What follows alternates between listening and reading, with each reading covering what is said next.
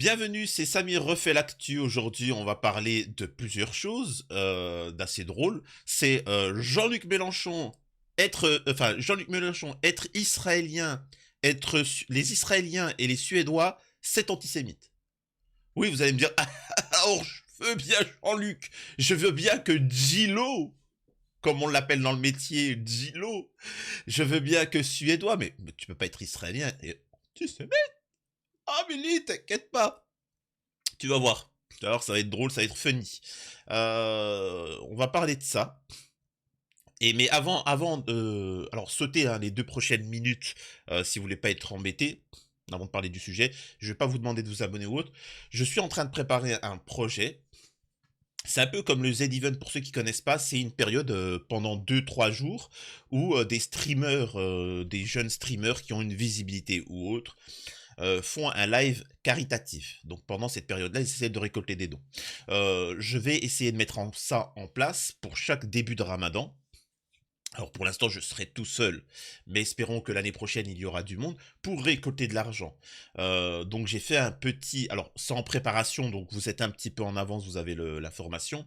On appellera ça Ramadan, donc ça sera le week-end, du vendredi 26 et le 27 et le 28. Ça servira à défoncer la défense juridique contre l'islamophobie dans les médias, en politique et sur les réseaux sociaux, financer les médias indépendants qui luttent contre la désinformation et financer l'aide humanitaire pour la Palestine. Alors, ne regardez pas les réseaux sociaux, c'est pas encore fait. Donc voilà. Donc vraiment, ça sera une période parce que il faut bien comprendre qu'il y en a marre de cette liberté qu'ont les gens à dire des propos insultants sur les réseaux sociaux, en politique ou autre, alors que c'est condamnable. Mais personne ne fait rien. Donc on va lancer ce petit projet qui peut être rien du tout, mais qui peut apporter de grandes choses si ça fonctionne. Voilà. Une fois que j'ai dit ça, on peut démarrer. Alors, on commence tout de suite par Gilo. Là, c'est je reprends, je vais pas m'embêter, je reprends la vidéo de Break News.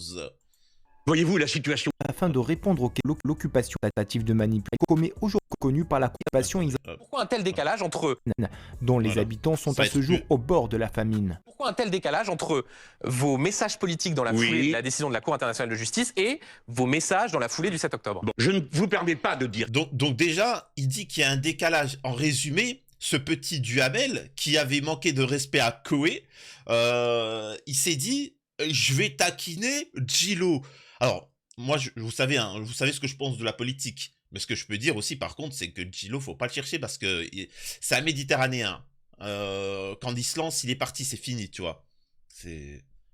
qu'il y a un décalage, parce que c'est une manipulation à mon sujet. C'est une manière de faire croire que je suis indifférent Non, à pas la du tout, souffrance des c'est une civils qu'on question. massacre. Je vous dis, Non, Ce qui fait rire, je sais pas si ça vous arrive ça. C'est-à-dire que quand quelqu'un te casse la tête, alors je vais vous mettre la vidéo, vous inquiétez pas, mais c'est pour expliquer, ça me fait rire. J'ai le droit de faire ce que je veux, je suis chez moi.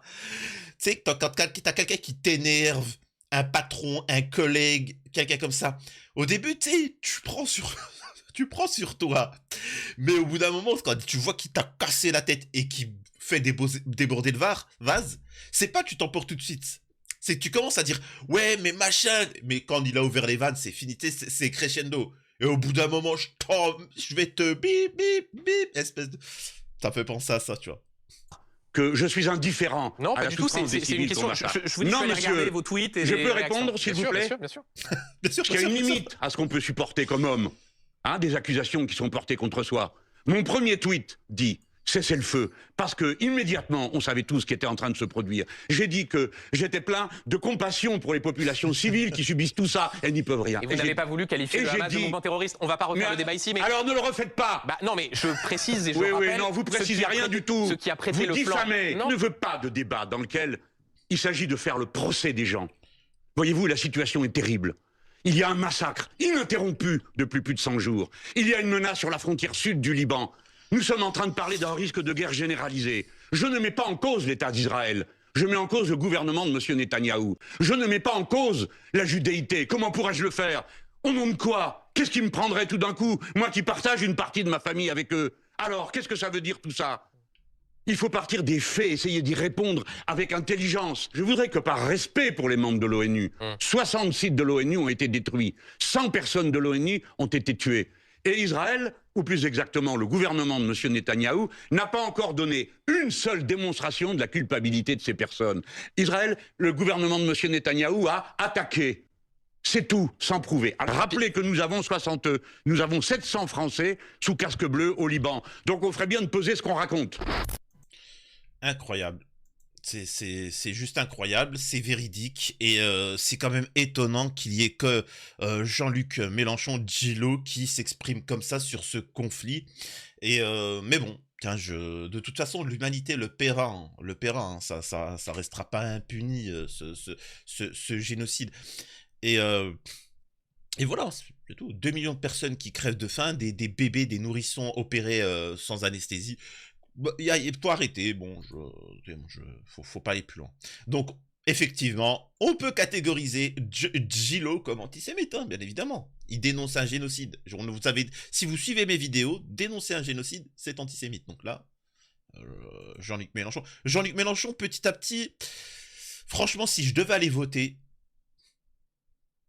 bien que je suis pour quelqu'un qui quitte l'Union Européenne, mais qui a les possibilités de gagner, ben, il n'y en a pas 50. Il y a Jean-Luc Mélenchon, il y a Marine Le Pen, et il y a le truc du pouvoir, quoi, la Macronie, ou parfois c'est ce que met le système, tu vois. Donc c'est souvent les trois. Marine Le Pen, bon, excusez-moi de dire ça, mais c'est pathétique, elle s'est couchée, mais sur tout. Et pour moi, c'est Mélanie.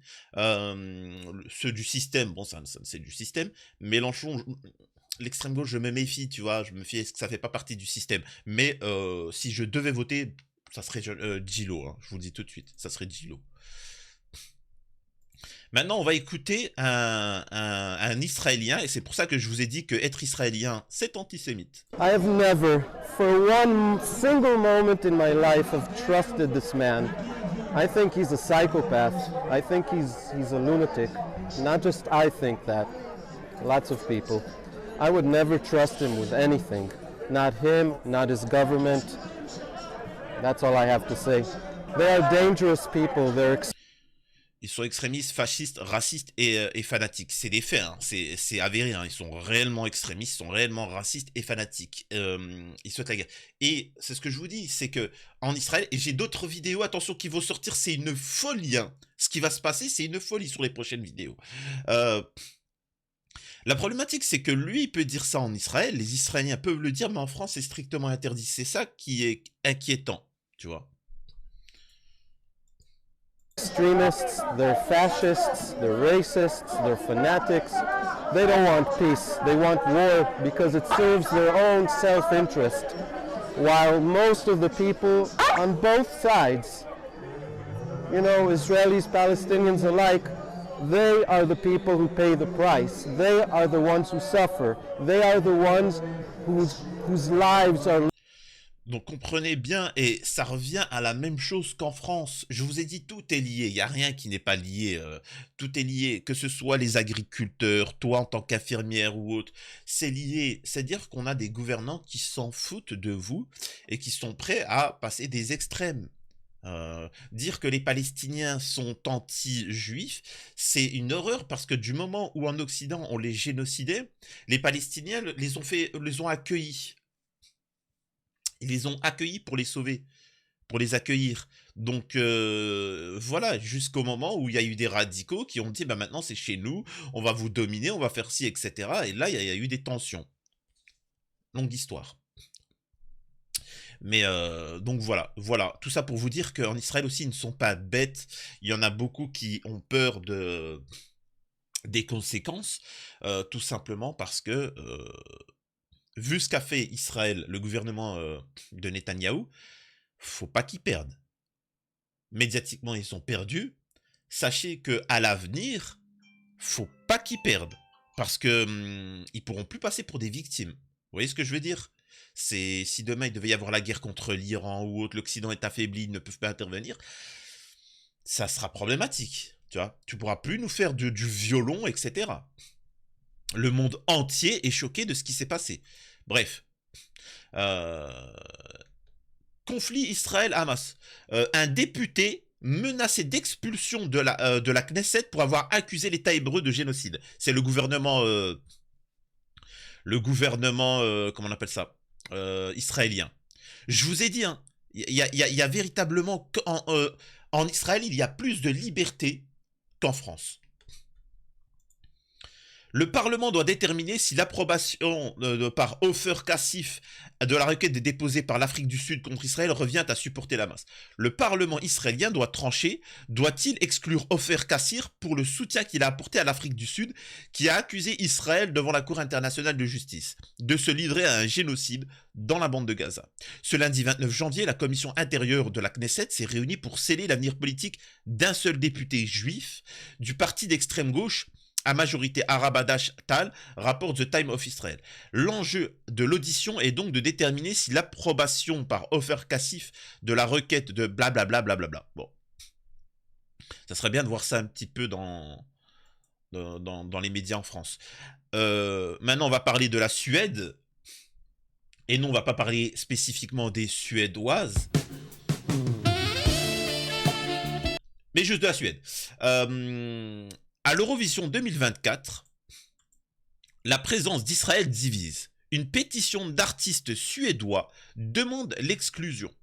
Après la Finlande et l'Islande, la Suède prend position. Plus de 1000 artistes du pays hôte de l'Eurovision 2024 ont signé une pétition demandant d'exclure Israël. C'est quand même fou, hein. C'est quand même fou que nous ayons les populations du monde entier qui essayent de boycotter Israël pour les inciter à arrêter ce génocide, parce que c'est un génocide, et que ça n'est pas entendu. C'est étonnant à quel point la population ne souhaite pas qu'on boycotte la Russie, parce que ce n'est pas un génocide, mais un conflit, une guerre. C'est une guerre, hein, c'est pas... Là où en Israël, c'est un géno. Et pourtant, le gouvernement a décidé de boycotter la Russie, nous appauvrissant, mais d'une manière jamais vue. C'est fou. C'est étonnant à quel point les gouvernements du monde entier, alors qu'il y a eu des centaines de membres de l'ONU qui ont été tués par Israël pendant ce conflit, des membres du gouvernement, de la politique française qui ont été exécutés en Israël, et que ça ne dérange pas les Français, tu vois, ceux qui se font patriotes, arrête, on tue des membres de ton gouvernement, de ton pays, des représentants, et tu n'en parles même pas.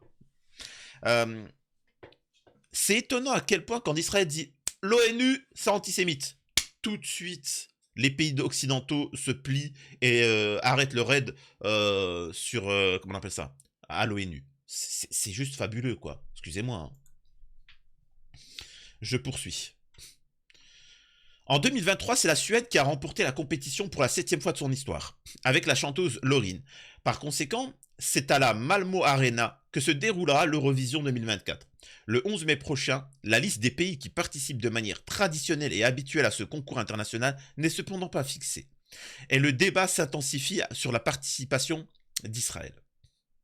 Une pétition signée par plus de 1000 artistes suédois dans le quotidien national Aftonbladet, bon excusez-moi c'est suédois, hein, exige en effet l'exclusion de l'État hébreu. Il pointe notamment le fait qu'autoriser des pays qui nient les règles du droit international humanitaire à participer à cet événement culturel et international. Cela banalise la violation de ce droit et invisibilise les souffrances des victimes.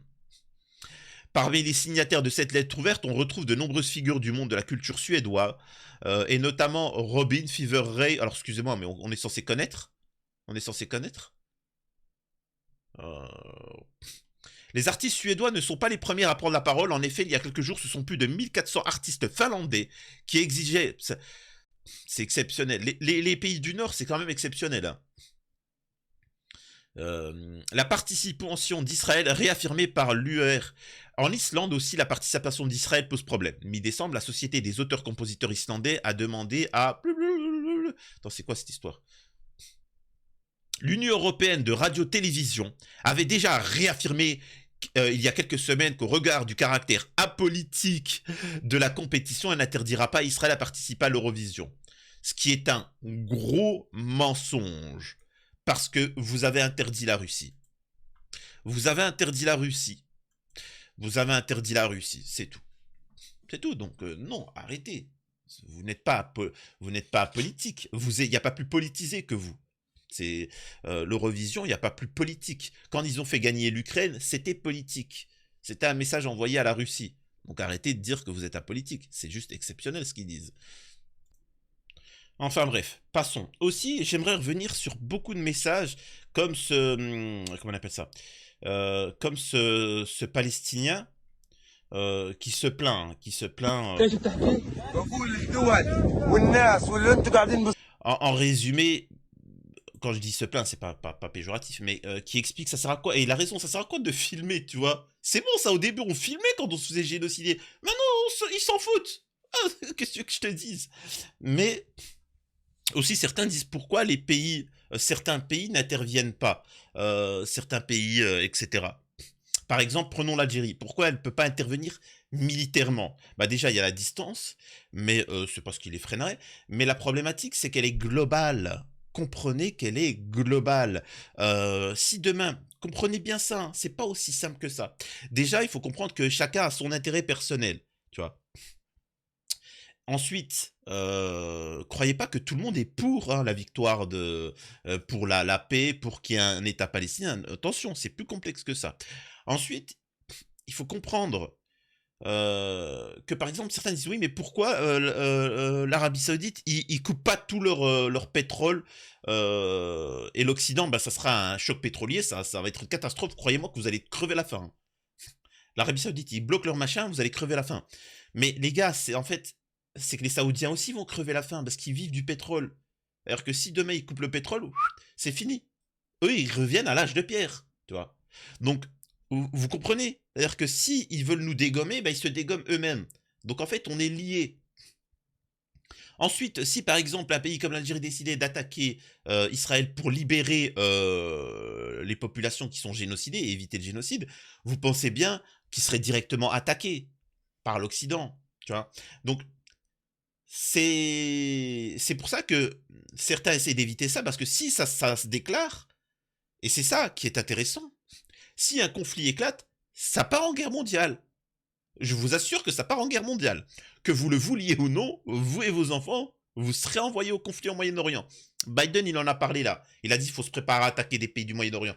Parce que si l'Iran rentre en jeu, Israël, c'est fini, hein, ça n'existera plus. Si c'est ça, les États-Unis, ils attaquent, la France, etc. Tout de suite va intervenir les pays du Moyen-Orient, la Syrie, etc., la Jordanie. Enfin, vous voyez ce que je veux dire?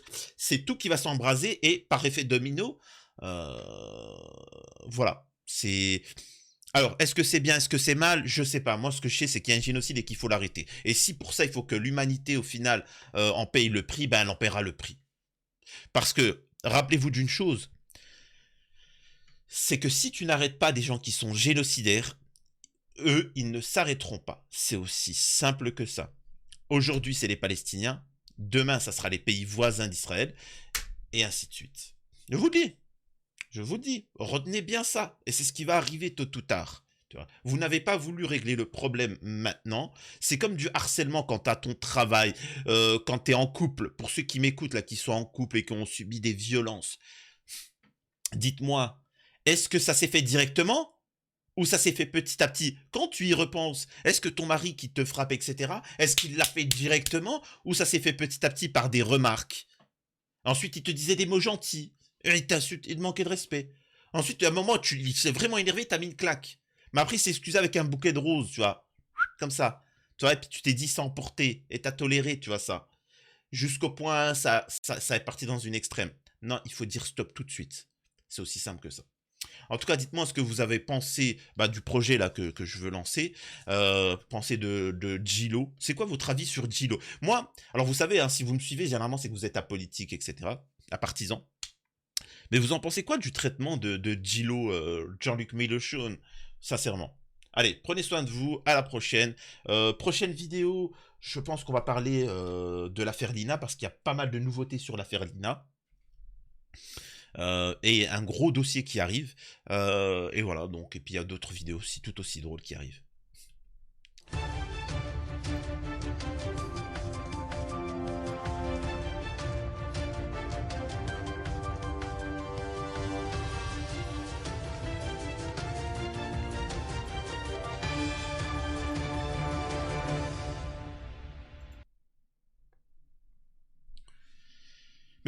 Mais vous êtes encore là?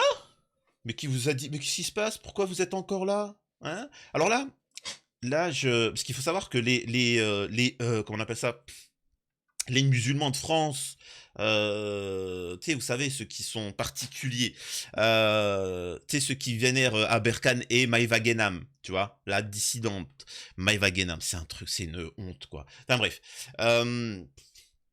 Ils m'ont tous dit, ouais, t'as pas honte, tu critiques Maïva Guénam, elle est bien mieux que toi, elle c'est une véritable musulmane, elle, bon alors certes elle ne prie pas, certes elle fait du contenu X, certes elle prend des produits stupes, certes elle utilise la religion pour vendre des produits, certes elle a participé à des arts, certes, mais c'est la meilleure musulmane de tous les temps. Bon, bah d'accord, bon je sais qu'en islam il y a, enfin bon bref. Écoutez, pour alors bon, les musulmans de France ils sont pas là, mais regardez qui, face à ce conflit, qui a pour... Ce que je veux dire par là, c'est qu'ils se sont fait encore arnaquer. Je leur avais dit aux musulmans de France de faire attention à leurs représentants, c'est-à-dire Idrissa Berkane, Bassem Braïki, Maïva Guénam. Et là, je sais que tous les non-musulmans sont en train de se dire, c'est ça vos représentants? Tu me diras, c'est toujours mieux que lui. Religieux. Moi, je voudrais faire un gros bisou Quand même. au président de la République, que je l'aime beaucoup, avec Ouais. ses ministres, qu'il se bagarre tous Ça, les vous jours pouvez. Ouais. contre l'abstentérisme. C'est quand même mieux que lui, tu vois. Bon. Écoutez ce que dit Maïva Guénam. T'aimes quoi? Israël, je vous aime. Voilà.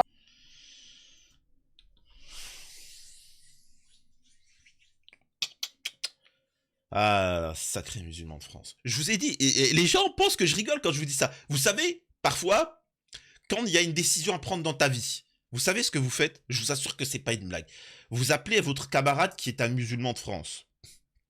Tu dis, c'est quoi que je devrais faire? Prends le chemin B. Ok. Hop, je prends le chemin A. Et tu réussiras. Tu réussiras. C'est simple que ça. Quand on te dit d'aller là, eh ben tu vas là. C'est aussi simple que ça. Ah là là. Par exemple, sur le projet là que je veux lancer, c'est pas les musulmans de France qui vont soutenir. Ça va être les athées, les protestants, les extraterrestres, tu vois, les gnomes, les lutins, tout ce que tu veux. Tu vas me dire, oui, mais c'est ton projet. Non, mais c'est pas mon projet. Moi, je gagne pas d'argent là-dessus. C'est pour soutenir la défense juridique et d'attaquer en justice tout.